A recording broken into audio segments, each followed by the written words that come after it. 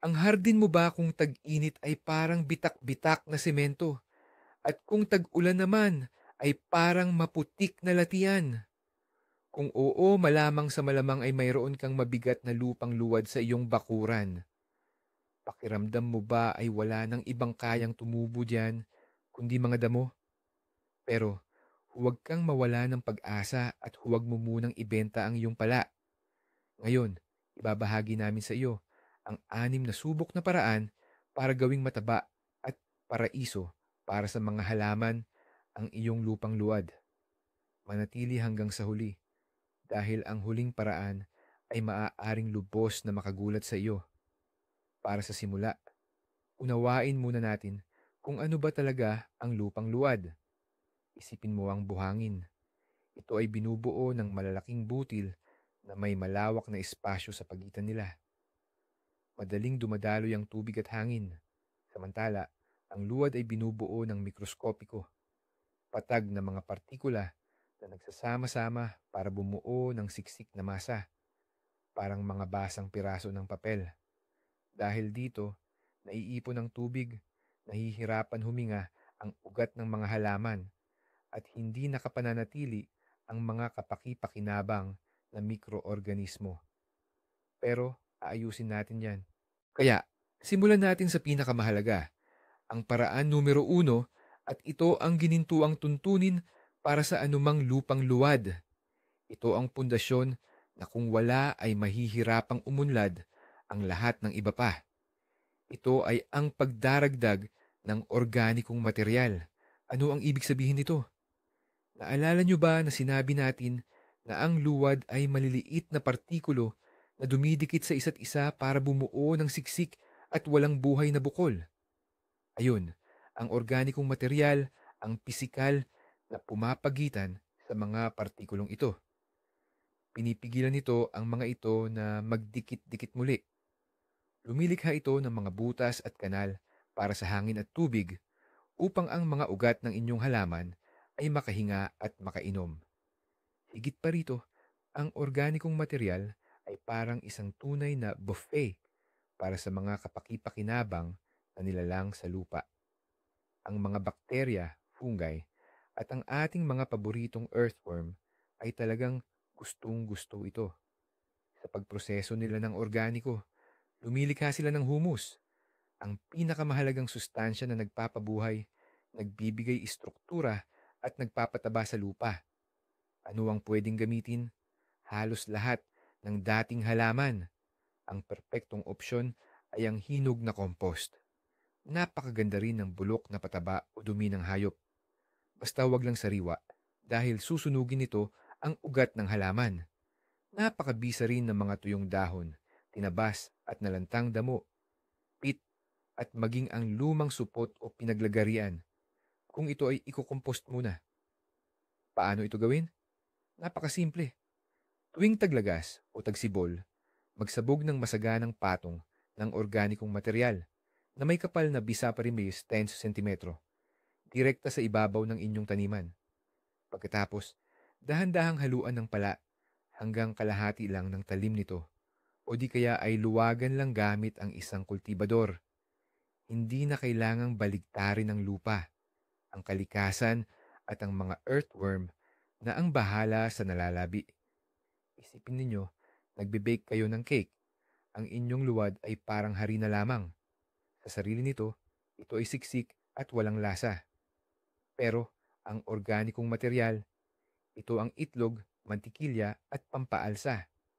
Lahat ng iyon ang siyang nagpapalit sa harina upang maging malambot, mabango at masarap na cake. Sa parehong paraan, binabago ng organiko ang patay na luwad upang maging buhay, humihinga at matabang lupa. Ngayon, dumako naman tayo sa ikalawang paraan. Dito mga kaibigan, kailangan nating maging lubhang maingat dahil sa puntong ito, maraming hardinero ang nagkakamali ng husto na lalo lang nagpapalala ng sitwasyon. Pag-uusapan natin ang pagdaragdag ng buhangin. Marahil narinig na ninyo ang babalang ito. Huwag na huwag mong hahaluan ng buhangin ang lupaing luwad dahil magiging semento yan. At tama nga, may katotohanan diyan. Ngunit mangyayari lamang ito kung hindi tamang klase ng buhangin ang gagamitin. Ang pangunahing pagkakamali ay ang paggamit ng napakaliit at pinong buhangin, yung tinatawag na quarry sand. Ang mga butil nito ay napakaliit, kaya sa halip na luwagan ng lupa, lalo pa nitong sinasarhan ang maliliit na butas o pores sa pagitan ng mga butil ng luwad. Ang resulta, magkakaroon ka ng napakasiksik at halos hindi na malusutan ng tubig na lupa. Parang sinubukan mong luwagan ang harina sa pamamagitan ng paglalagay ng pulbos na asukal. Kabaligtaran ang mangyayari. Ang ating sikretong sangkap naman ay ang buhangin ng ilog na may malalaking butil. Ang mga butil nito ay dapat kasing laki ng mais o mas mainam kung mas malalaki pa. Hindi bumabara ang ganitong kalaking buhangin sa mga pores. Nagsisilbi silang maliliit na bato o gravel na lumilikha ng matibay ngunit poroos na istruktura sa loob ng lupa. Bumubuo sila ng libu-libong mikrokanal na nagsisilbing drainage kung saan madaling umaagos ang labis na tubig at nakakapasok ang kinakailangang hangin sa mga ugat ng halaman. Mahalaga na ihahalo ang ganitong buhangin kasama ng organikong material. Halos isang balde ng buhangin kada metro kuwadrado, kasama ang kaparehong dami ng compost. Sa ganitong paraan, sabay mong naibibigay ang magandang istruktura at sustansya sa iyong lupa. Tandaan ang simpleng tuntunin na ito. Ang malalaking buhangin mula sa ilog ang ating kakampi. Ang pinong buhangin mula sa quarry ang kalaban ng ating hardin.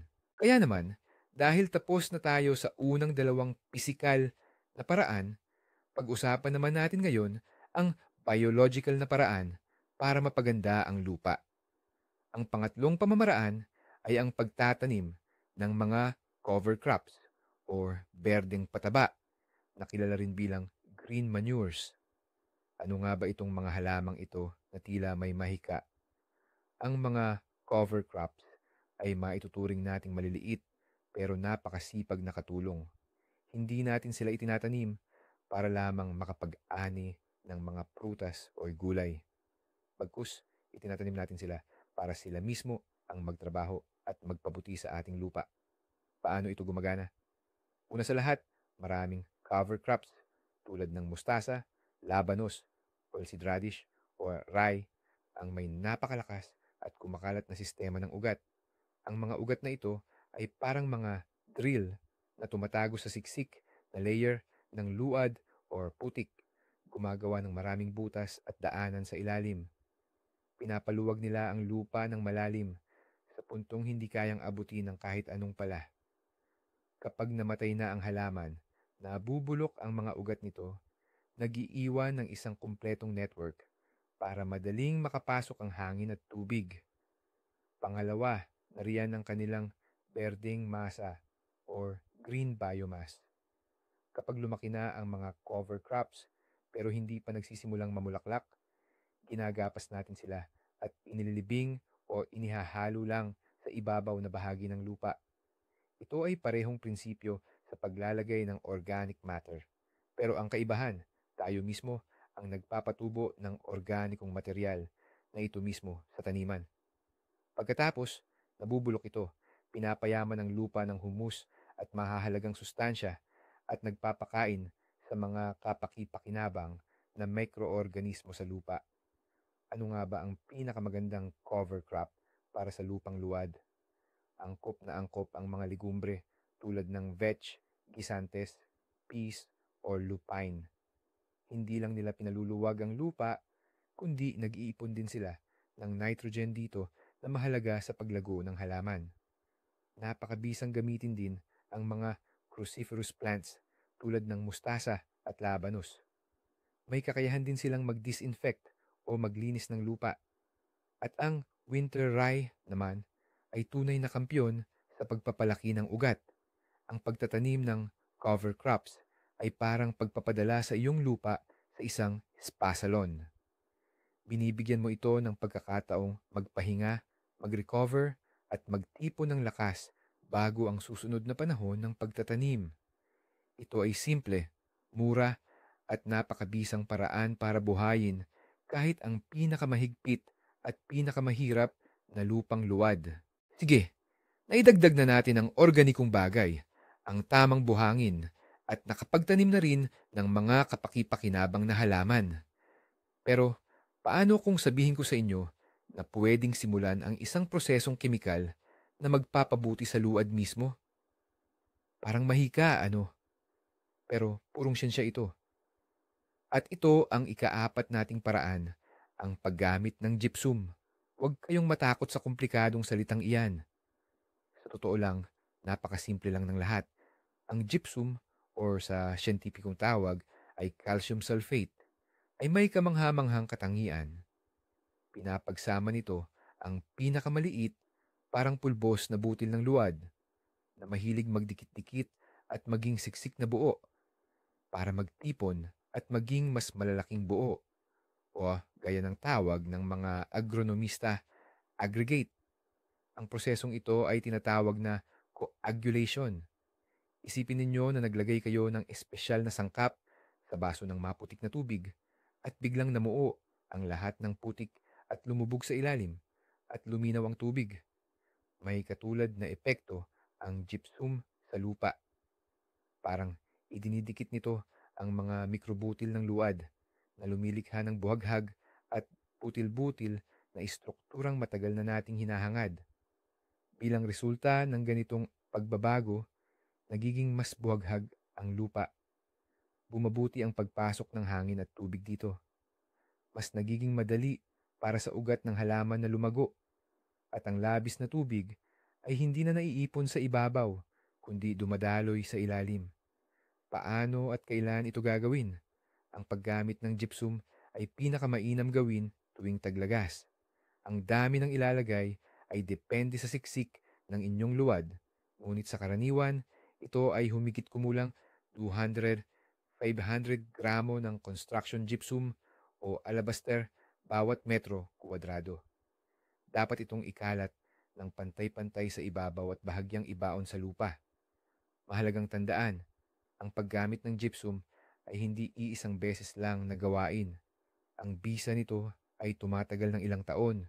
Ngunit para mapanatili ang istruktura, maaaring ulitin ang proseso tuwing 3 sa taon.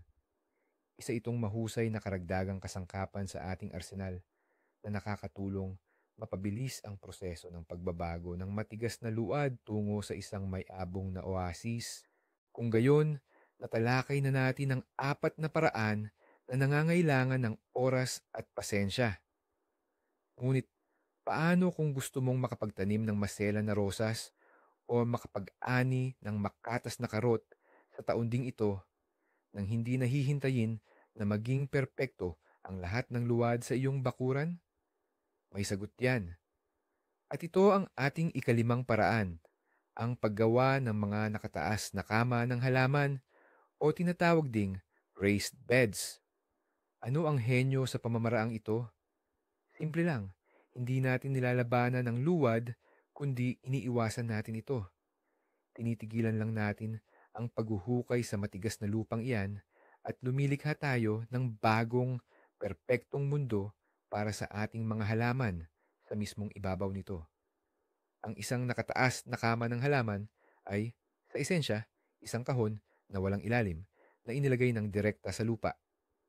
Maaari itong gawin mula sa kahoy, yero, metal, o ladrilyo, halos kahit anong materyales. Ang taas ng kahon ay maaaring mula 20 to 30 sentimetro hanggang kalahating metro o mas mataas pa. Kapag mas mataas ang kama, mas kaunti ang kontak ng mga ugat ng halaman sa luwad na nasa ilalim nito. At pagkatapos, narito ang pinakakawili-wiling bahagi, ang pagpuno sa kama. Para itong paggawa ng isang layered cake. Sa pinakailalim, direkta sa lupa, naglalagay tayo ng karton o lumang pahayagan. Ito ay upang hindi tumubo ang mga matitibay na damo mula sa ilalim. Pagkatapos, susunod ang magaspang na drainage layer. mga sanga, pinagtabasan, at lumang bahagi ng halaman. Sa ibabaw nito, isang patong ng bahagyang nabubulok na organiko, pinutol na damo, mga dahon, at mga tira-tira sa kusina. At sa wakas, ang pinakataas na patong na may 20 at 30 sentimetro pang ang kapal ay pupunuin natin ng perpektong soil mixture. Maaari itong halo ng biniling lupa, compost, peat moss, at buhangin. Ano ang mga bentahe nito? Una, makakakuha ka ng ani sa mismong unang taon.